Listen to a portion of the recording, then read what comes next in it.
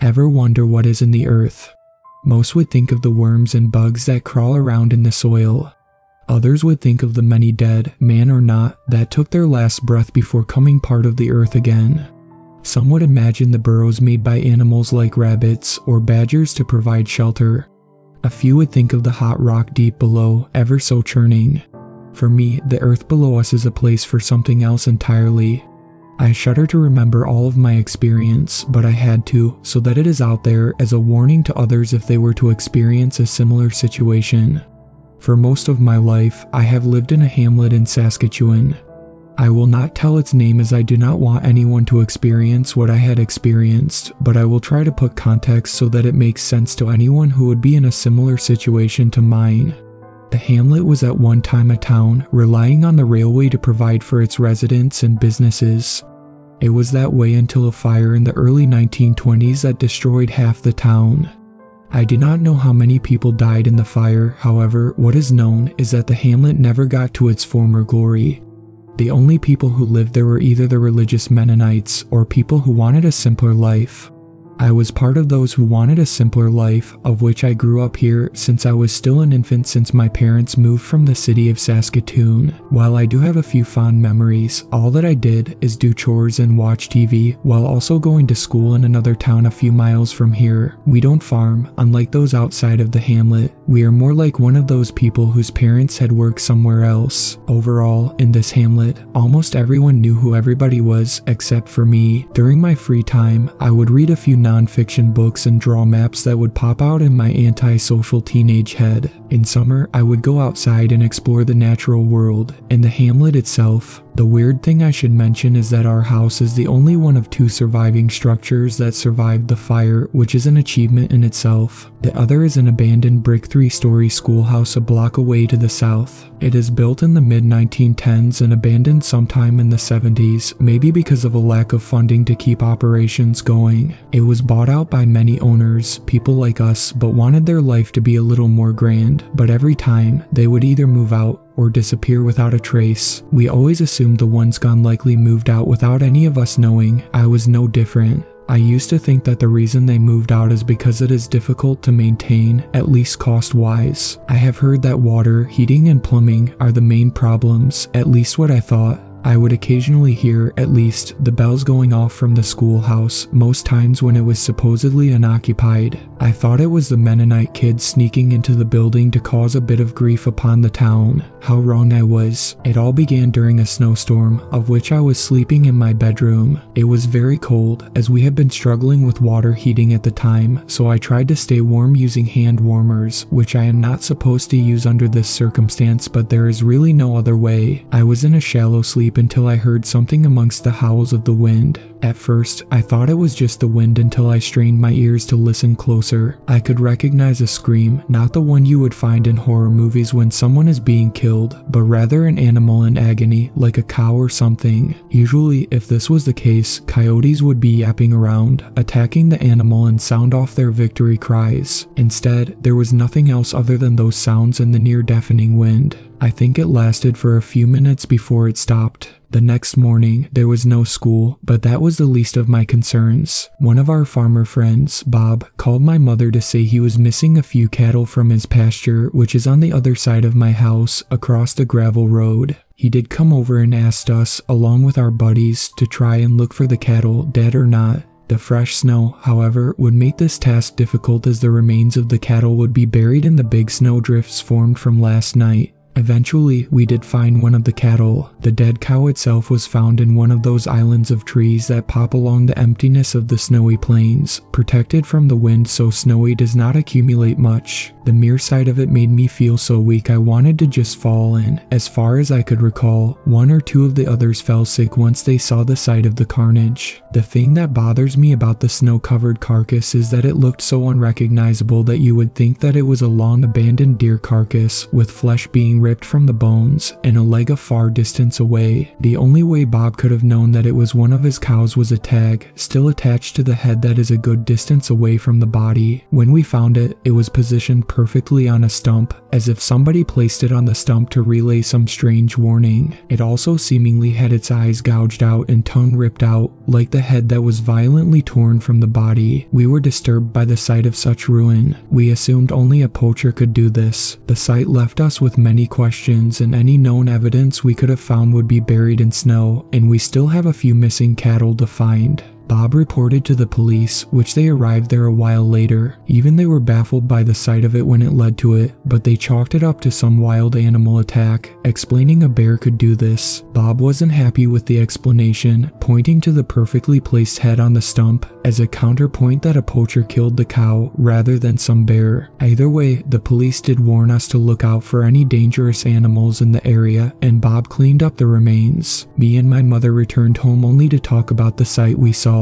I did not sleep well after that. I always felt watched while I slept, as if there was a presence looking at me through the window. Every time I looked, there was nothing there at the window. At the same time, I would also hear sounds coming from the roof of our house, but I chalked it up to be the few feral cats that usually climb the trees and live on the roof. Over the next few days, I noticed a decreasing number of cats. At first, I wouldn't notice since we usually feed the cats outdoors and any cats missing would reappear. It seems those we do not see stay unseen. We worry something might be happening to them, like a pack of coyotes or even someone feeding them windshield fluid, but we did not see the bodies. I counted at least 6 of them gone, likely more. That was until 5 days after the cow killing when something came up. In between our house and the schoolhouse is the villa, or a place where the old go to be taken care of. The reason for the villa to be there is, at least what I thought, simply down to the fact the elders wanted a simpler life like the rest of us, Mennonite or not, for the rest of their days. Today, however, things are getting more complicated than anyone could handle. As far as I heard, on that morning, one of the people there walked down the driveway at the villa and saw something red around the tree. He went closer and realized that there are objects around the tree within the red-stained snow. The man noticed something terribly wrong with what he is seeing. What he was seeing is 7 poorly severed heads of cats within blood-stained snow,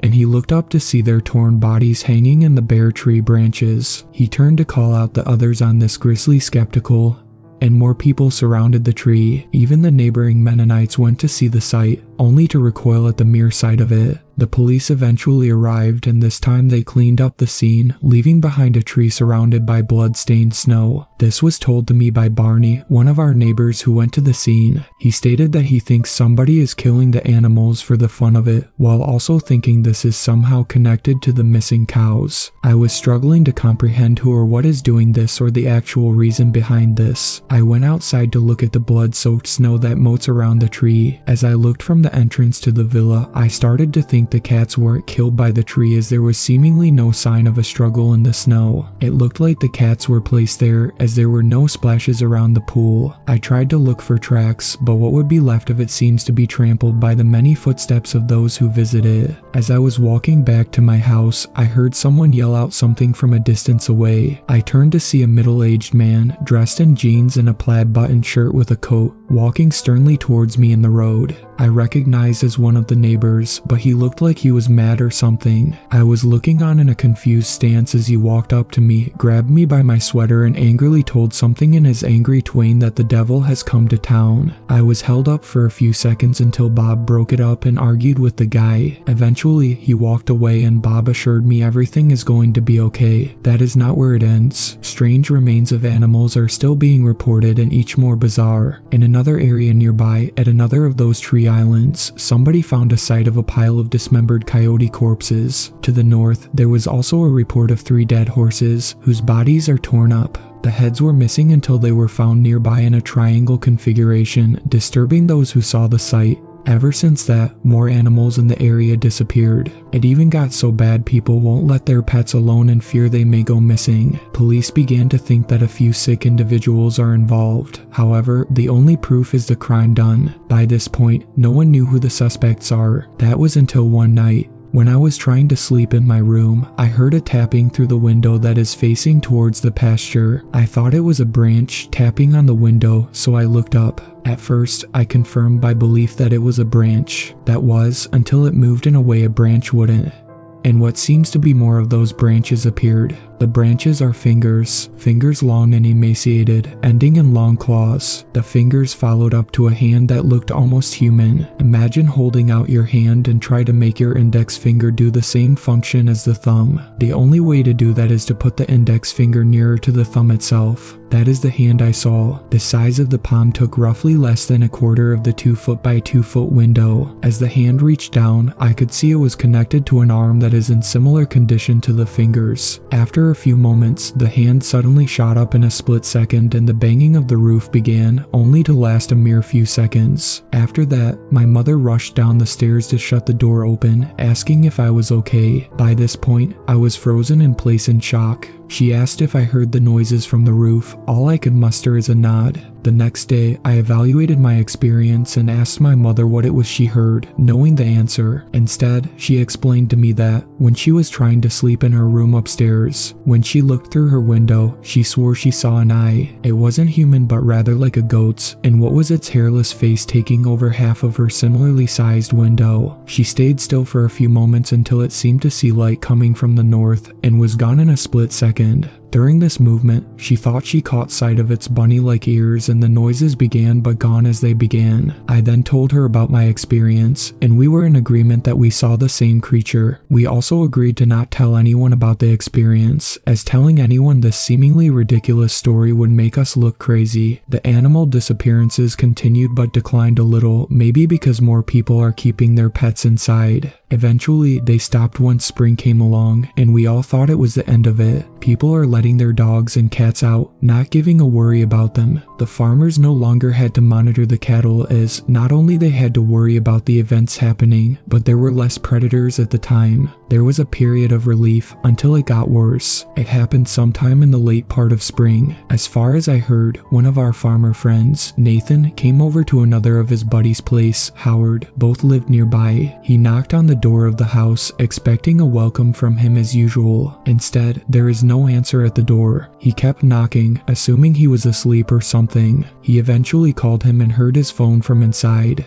He was hoping for a response. There was none. Nathan became concerned, assumed that he had a heart attack or he was dead, so he tried to find a way in. He looked around the house, crowbar in hand, trying to look for a window low enough to open. He found none, so he got through the door and went in. As he walked up the stairs and into the first floor, he saw there was nothing wrong. Everything seems to be in place until he went to the bedroom where Howard is supposed to be. When he opened the door, the place was a mess. Bed sheets were everywhere, drawers have fallen down, broken glass, and oddly enough, the bed that is upside down near a broken window. He could see the phone near the bed, broken but working. He called the police to report this and they did an investigation once they arrived. That is at least what I was told. Either way, Howard was missing. Howard wasn't the only one missing, however. He was the start of a series of odd disappearances that continued all the way through summer. It ranges from the usual, like a hiker going missing, to the bizarre, an entire family disappearing from a home without any reason. I think I counted at least 15 missing throughout. What makes this more unusual is the supposed perpetrators seem to never leave a trace other than the damage they leave behind, from broken windows to smashed in doors. The police were confused, trying to find every suspect possible. To some, it seems like the same people who killed the cats and took their pets are starting to take the people. Others find it really unexplainable and scary, so they took the effort to not go alone outside at night, fearing they may become missing. It went so far as to hunting parties looking for the group responsible, and still, they happened. Animals began disappearing again, albeit at a lesser rate. People still kept their pets inside and farmers began to monitor their cattle again. It was a risky time. Nothing is safe once the sun goes down. All that was my summer break was staying inside most of the time, playing games with my mother and drawing fictionalized maps. I then remembered the night that I saw the hand and I at least thought it was connected to the disappearances. I then looked on the internet for anything that described the creature. The closest thing I found to the description of this thing is the Wendigo, who you all know, with the Skinwalker a close second. Wendigo, however, are still somewhat human and don't have bunny ears, nor does a Skinwalker turn into a hairless abomination we saw on that night. I looked harder, finding no luck on it, until I found something unexpected. I can't remember the site, but it had to do something with Cree legends in the area, of which included the Wendigo, just under Wetiko. What I read was different from the story of the Wendigo. It had to do with the mythology of the moon rabbit, who wished to ride it one day and asked Crane to take him to the moon. Along the way, his hand is somehow bleeding and marked it on Crane's head, explaining the red mark on every Crane's head today. What it did not tell, at least according to the site, is that the moon rabbit had a brother. As the story goes, they wanted to ride the moon together and they asked Crane to carry them up there, but Crane could only carry one at the time. The moon rabbit was being carried by Crane when his brother jumped and tried to grab upon his paws, only to scratch them and fall back down. Stuck on the ground, he could only watch as his sibling went up towards the moon. The winter air came and he went into his burrow to sleep. He woke up early, figuring the snow would be gone. The snow is gone, but the plants haven't turned green, so he tried to start a fire. The fire then spread, forcing him into his burrow and waiting until it died itself off. When he came out, there was no food in sight, and so he starved, thinning each day and losing his hair. One day, a deer arrived and, in sheer desperation, killed the deer to savor his hunger. On and on, every animal he saw he killed and ate, but he wasn't satisfied. Even when the grass returned, he was still accustomed to eating the flesh of others, only hunting at night to see his brother riding the moon and hoping to come. Man then arrived and, unlike him, only killed when they needed to. The hungry rabbit contorted himself to be more man-like to be with man, only for them to be revolted by its horrific stature. Angry, he killed the whole tribe and ate them. The other tribes, hearing of this, descended upon the land he resided, burning the land so there was nothing for him. This did not stop it, going as far to kill the tribes who set fire to its land.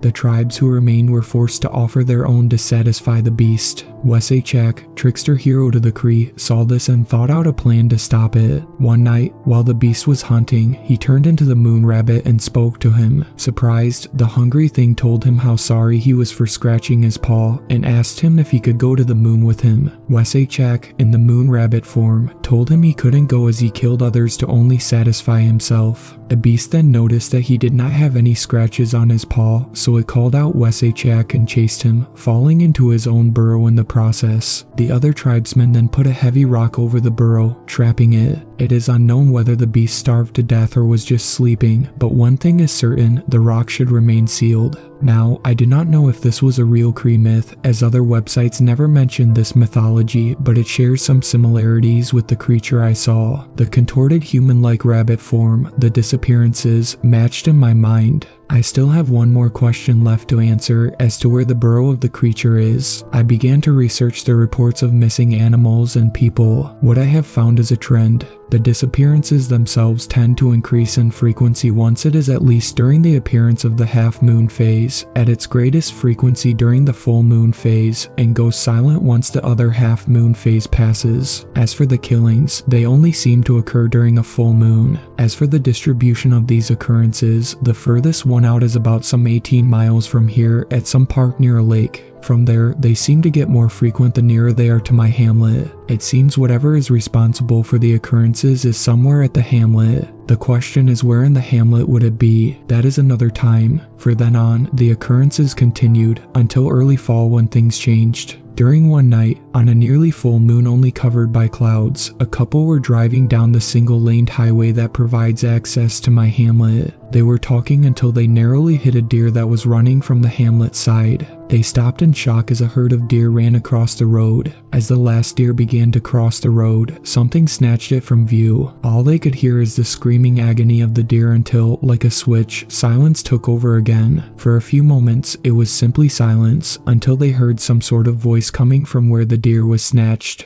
The voice sounded as if something was trying to make words but missing a lot of the stresses that make a proper human speech possible, resulting in a gargling mess of sounds. As they were hearing the voices, they got closer until they spotted what seems to be a tube of some kind hitting the road. Based on their accounts, this tube that had some sort of appendages at the bottom was about 8 feet tall, thick as a tree trunk, was all they could see in their headlights. They said it was possible the tube was connected to something out of view of the light. All of a sudden, they heard a thump on the roof and the voices turned into a deep, primal crackling of whatever creature had such legs. They then sped around the tube, which they figured by now a leg of the threatening creature that made those sounds. They went a few miles away until they felt safe from the thing. They eventually got out, only to find blood on their roof. They later called the police, of which the police suspected the couple made the story up to cover the fact they hit the deer. When the police went to where they reported the incident, they saw no sign of the dead deer. They charged the couple and went on their way. At least, this is what I heard by word of the others I managed to piece together. The odd thing is the only damage to the vehicle is the roof, where they supposedly heard the thumping sound.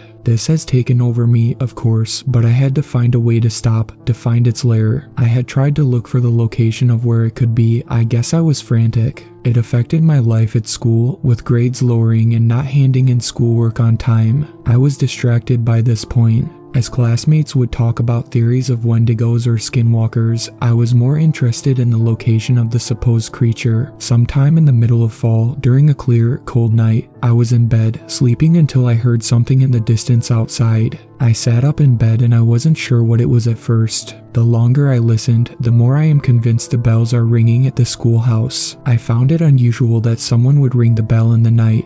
Investigating this, I carefully grabbed my shoes and my sweater and came outside, to the middle of the road. Walking towards the schoolhouse, the sound grew louder and louder, constantly ringing until it slowly stopped. I was confused, looking towards the schoolhouse in stark confusion. I had a feeling in my gut that I was being stalked by something, a haunting feeling I still remember to this day. All of a sudden, something hit my head and all went black. I then woke up in a slightly lit area, immediately noticing something wrong with my vision. Touching the area where my right eye should have been, I was instead met with a hollow, and it was becoming apparent as it began to hurt. I reached out to the front of my left eye and noticed blood on my finger. As much as it scares me about a missing eye, that was the least of my concerns as I was looking around to see the area. Where I am at, it is a large cavern, minus the stalactites, basking in a warm light coming from my right and smells of rotting meat. When I looked down, I was shocked in horror as I saw the wretched bodies of many animals. It is hard to remember this, the trauma it had caused me was permanent, but I'll try to describe what I did to get out of there. I was looking around, frozen like a deer in headlights, at the many corpses that lay in this cave. I then shook it out, remembering that I had to escape this hell. I carefully moved over the corpses, trying not to step on them, and aware something could still be in the cave. Eventually moving to a clear enough path, I moved to where the light came from. I noticed that the orange light flickers. Getting closer, I realized it was a fire going, a relatively large one. Missing an eye puts me at a disadvantage, as anything to my right would be blocked by my nose. Also, it was bleeding, feeling the streams coming down my face. I needed to get something to cover my wound very quickly. Looking around the fire, I noticed a large pile of clothes at the other side of the fire. Being cautious, I very slowly walked around the fire, still looking around the darkness in an endless, paralyzing fear. Eventually, I got there, but the clothes themselves were mostly dirty and blood-covered.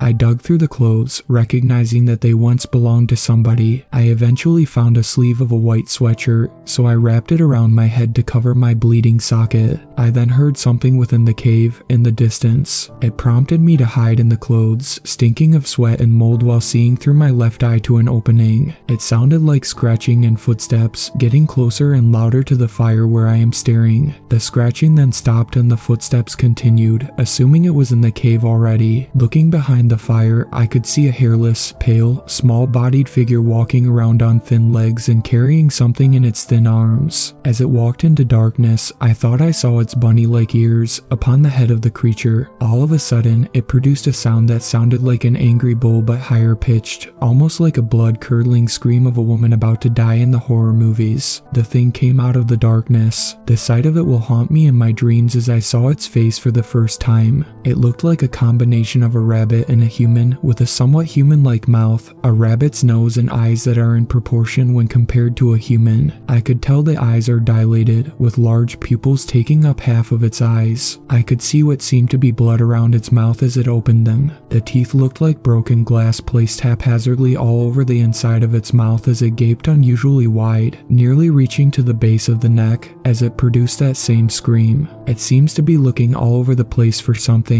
going under the bodies and turning over the bones and screaming. It seems to be angry that I am gone from the body pile it had made. It then went around the fire to crouch down in front of the clothes pile, blocking the light in my view as it reached out with those familiar large hands towards me. The creature then hesitated as there are noises coming from the entrance where it came from. The noises themselves sounded like shouting, but the creature screamed, filtering out the voices. The creature quickly walked towards the same entrance, clawing through the entrance until its sounds were gone. I could hear gunfire coming from the entrance as more footsteps are coming, but more human this time. I then saw Bob and a few other men with flashlights and shotguns running into my view, also searching for me but for an entirely different reason. As one of the men got close enough to the clothes pile, I reached out my left hand and the man noticed. He then called out the rest of the men to come to me. Bob looked at me shocked and he picked me up, carrying me while surrounded by the others. As we got to the entrance, the men turned around, shining their flashlights, only for the creature to pop out.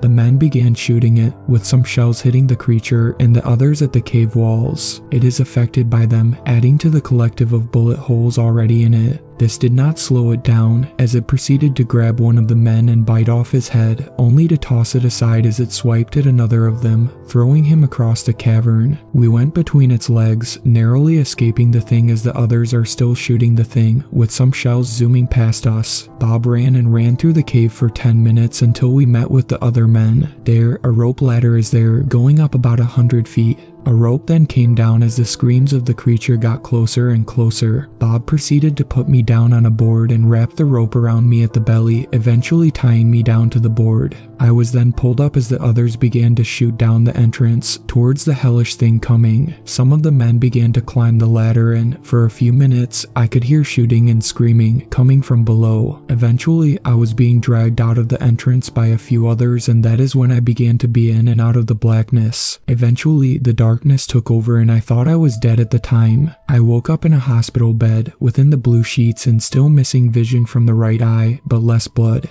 I looked around in the white sheet walls when I saw a hand poking out. The curtains opened to reveal my mother. She was crying and came at me for a hug, telling me that she is worried about me. The nurse came in to tell me that, other than the missing eye, I'll recover. They stayed around for a few minutes while we chatted about life at home. Eventually, my mother said her goodbyes and the nurse said she'll return to check on me. After they left, Bob came out, walking towards me to give me a hug. I asked what happened and he was hesitant, telling me if I am sure that I wanted to hear this. I shook my head in agreement. He told me slowly that he heard of my taking by one of the elders at the villa. The person claimed the creature went to the schoolhouse and somehow squeezed through the windows of the schoolhouse. The elder eventually called Bob to tell him about it. Bob did not believe this at first, but the elder is adamant about it, swearing to God even. He drove to the schoolhouse to find it empty at first. He kicked down the doors of the building and gained access. At first, the room seems perfectly normal, only to notice a hole in the wall. He walked down the stairs behind the busted wall to a stone basement. Within the basement, he saw what seemed to be some kind of stone altar. In front of this stone altar is a big hole, roughly about 10 or 20 feet in diameter. The moment he thought something is wrong was when he saw pools of blood near the entrance. He exited the building to call up his friends, of which he told them to get flashlights and shotguns. He waited a few minutes until, apparently, a whole army of Mennonites showed up before his buddies, also told by the old man about the creature. They also came with guns and flashlights and even told him he will help him find his friend's daughter and kill the hellish beast. His friends eventually arrived, at first arguing with the Mennonites until they heard the creature's hellish scream. Some became reluctant, but eventually willing to do as there is an army of men there to help, no matter what.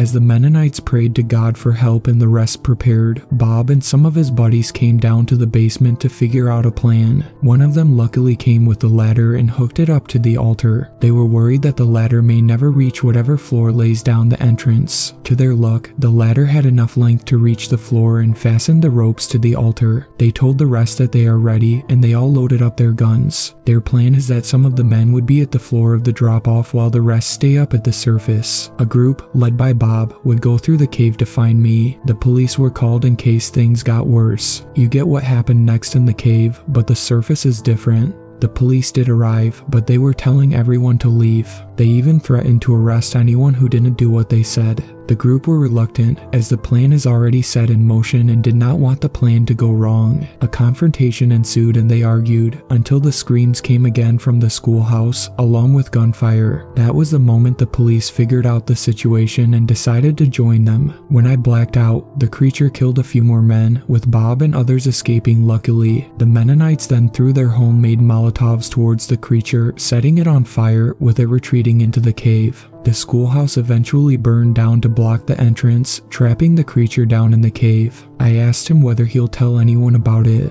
He explained that everyone knew about it, but that he, along with the people involved, wouldn't tell a soul as it'll get people curious and go to the place, potentially releasing it again. He was also relieved that I somehow survived the whole ordeal, and I have thought about it since. Years later, I am still pondering about that thought. The fire burning in that cavern would have filled it with carbon monoxide, even potentially killing the thing. For some reason, it didn't. Either it was just recently lit, or that the system is much bigger than I could imagine. If it is the latter, who knows how many more of those things are underground, waiting to get out onto the surface.